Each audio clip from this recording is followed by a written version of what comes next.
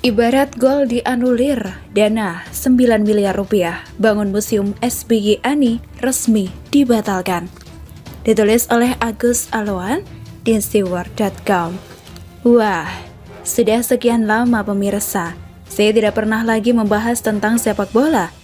Bukan apa-apa, tapi karena semenjak pandemi global bernama COVID-19 yang tak kunjung selesai, membuat olahraga ini kehilangan salah satu sisi paling prestisiusnya, di mana bermain tanpa penonton membuat sepak bola itu seperti kehilangan ruhnya. Menurut saya, karena penonton itu adalah pemain ke-12 yang menjadi penyemangat tim-tim yang bertanding. Penonton bisa menjadi penentu sebuah kemenangan tim. Sudah banyak contoh tim yang sudah mengantongi kemenangan, malah bisa berbalik mengalami kekalahan karena faktor penonton. Sehingga ada istilah "You Will Never Walk Alone" yang menjadi lagu kebesaran dan penyemangat setiap kali Liverpool bertanding. Dan lihat saja, sekarang Liverpool sepertinya kehilangan arah setelah penonton tidak pernah lagi menyanyikan lagu "You Will Never Walk Alone" yang menggemuruh di Stadion Anfield kandang Liverpool ataupun saat bertandang. Memang benarlah penonton. Jika di dalam artikel ini, maka saya sebut sebagai buzzer atau netizen yang baik hati yang menyuarakan kebenaran, bisa menjadi penentu sebuah kemenangan tim ataupun sekelompok orang. Seperti kita ketahui, belakangan ini kelakuan anak kemarin sore dari putra sulung mantan Presiden ke-6, SBY, berinisial AHY, yang tiba-tiba tanpa angin, tanpa badai, muncul ke permukaan dengan sebuah konferensi aneh, mengumumkan adanya kudeta di tubuh partainya. Entah terinspirasi dari kudeta yang terjadi di Myanmar, entah karena jiwa militernya yang masih menggelora, entahlah, yang pasti dengan dibumbui bahasa yang hiperbola, AHY ini menuduh di tubuh partainya ada kudeta yang didalangi oleh istana dan Pak Jokowi ikut diseret-seret dalam isu kudeta abal-abal tersebut. Maka adalah Pak Muldoko, Kepala Staf Kepresidenan, langsung bereaksi cepat menanggapi isu liar tersebut dengan memasang badan. Dengan tegasnya Muldoko berkata, "Jangan ganggu Pak Jokowi." Poinnya yang pertama, jangan dikit-dikit istana. Dalam hal ini, saya mengingatkan sekali lagi, jangan dikit-dikit istana, kata Muldoko Senin 1 Februari 2021 malam.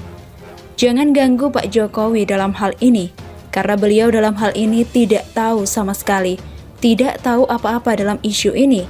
Jadi, itu urusan saya. Muldoko ini bukan selaku KSP, tambahnya.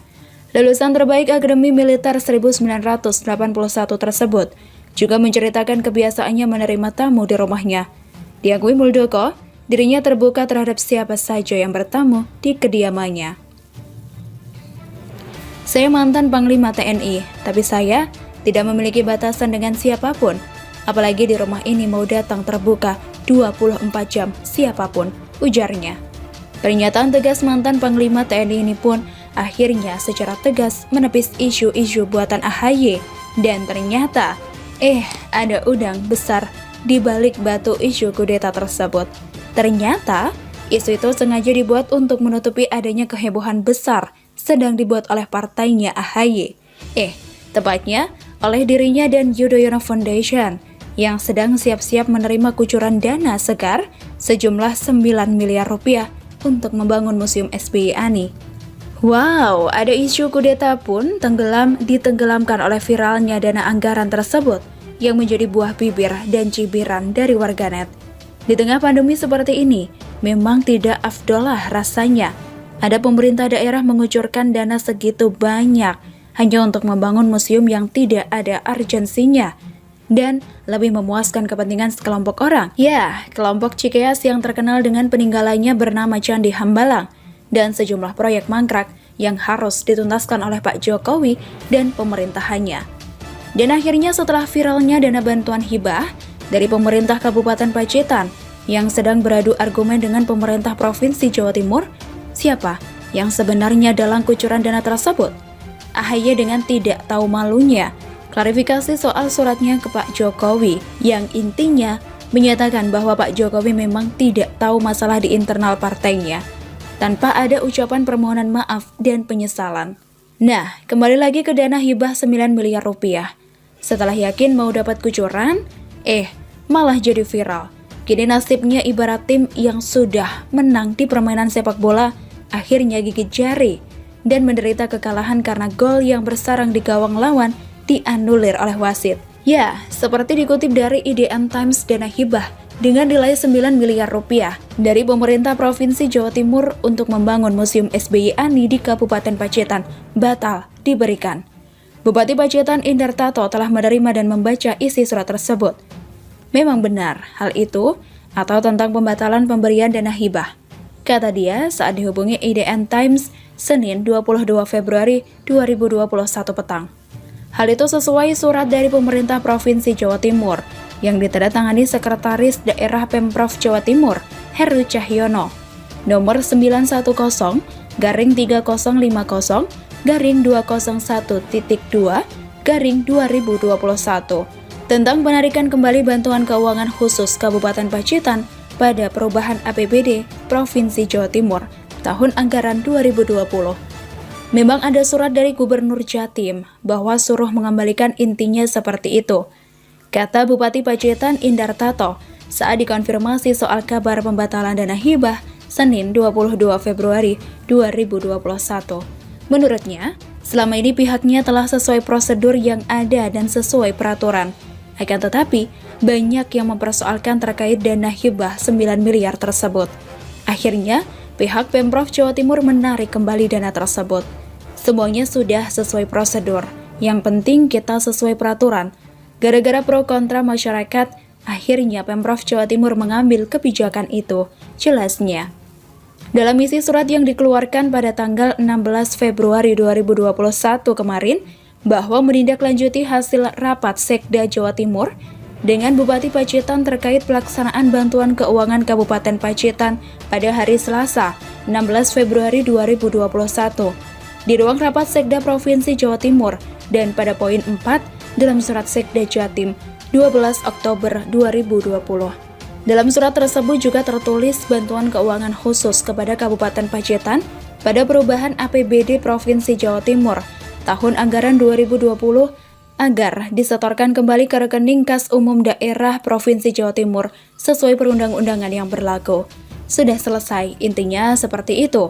Sesuai nomor 910-3050-201.2/2021, ucap Sekda Pacitan Heru Wiwoho terkait dana hibah untuk Museum SBY Ani. Nah, jadi ini ibaratnya nih kemenangan yang di depan mata akibat playing victim dan akibat bermain terlalu kasar, lalu berhasil mencetak gol. Namun, harus dianulir wasit karena terjadinya pelanggaran keras sebelum terjadinya proses gol. Begitu jugalah dana hibah yang sejatinya akan dikucurkan untuk membangun museum. Namun karena AHY bermain isu yang tidak benar dan akhirnya klarifikasi sendiri, netizen membongkar keborokan dana hibah sejumlah 9 miliar rupiah untuk membangun museum di masa pandemi ini. Begitulah kura-kura, akhirnya kemenangan di depan mata bisa seketika buyar karena gol dianulir wasit. Bukan gubernur terbodoh, tapi terlicik. Gak bener memang. Ditulis oleh Abu Daeng Al-Makassari di siwar.com. Saat kampanye Pilkada DKI 2017, dengan percaya diri, Anies berkata bahwa Jakarta butuh gubernur baru yang akan melakukan terobosan-terobosan untuk mengatasi persoalan banjir dan macet. Kampanye itu didukung oleh pemujanya yang doyan jualan agama, ayat dan mayat jadi bahan yang menakut-nakuti warga. Bahkan saking pedenya, Anies berkata, seolah-olah mengkritisi Ahok bahwa Jakarta telah mengambil keputusan yang fatal atau salah. Ternyata terbalik ke Anies, kan pekok. Jelas saja, kasus penistaan agama yang dipaksakan pada Ahok adalah mengada-ngada. Katanya bela agama, tapi itu semua demi menjatuhkan Ahok jadi gubernur. Dan bukan rahasia lagi, Ahok mengganggu kepentingan banyak konglomerat. Siapakah dia? Ya, cek and recheck aja. Jelasnya, JK adalah pengusung Anies. Selain JK adalah politisi, beliau adalah pebisnis handal. Politik dan bisnis adalah jalan ninjanya JK. Janji-janji kampanye Anies tak satu pun yang terrealisasi dengan baik. semua penuh kejanggalan. Tapi meski demikian, Anies tetap pede dan makin memoles dirinya dengan pencitraan, baik lewat akunnya maupun akun-akun para buzzer pemuja Anies. Ya, yang namanya buzzer rupiah pasti dibayar lah. Rugi dong kalau nggak dibayar, habis kuota terus muji-muji Anies, kan kadrun. Soal dosa atau tidak masa bodoh, jualan agama sudah memberikan keuntungan duniawi yang melimpah. Bahkan, limpahan banjir yang sangat banyak. Karena banjir adalah berkah. Tak sedikit istilah agama atau sedikit-sedikit sebut-sebut nama Allah. Anies dan gerombolannya pede aja dengan ketidakbecusannya memimpin Jakarta. Jadi jelas sekali, kepemimpinan Anies di DKI bukan buat warga DKI, tapi hanya karena terpaksa meloloskan kepentingan para bohirnya, mengorbankan warga Jakarta demi kepentingan egosentrik para bohir Anies. Banjir dan macet sudah jadi permasalahan yang lama dan sudah dikaji. Maka, solusinya sudah ketemu, tinggal diaplikasikan. Tapi, lagi-lagi Anies tak bergeming dan berharap curah hujan tidak tinggi sehingga tidak terjadi banjir hingga habis masa jabatannya. Namun ternyata, alam berkata jujur bahwa Anies ternyata memang tidak becus memimpin Jakarta. Itu artinya, Anies tidak layak jadi gubernur. Apalagi mau jadi RI 1, makin hancur negara kalau dia diberi jabatan. Jangankan jabatan gubernur, jadi menteri saja dia sudah dipecat. Ini artinya ada yang tidak beres memang.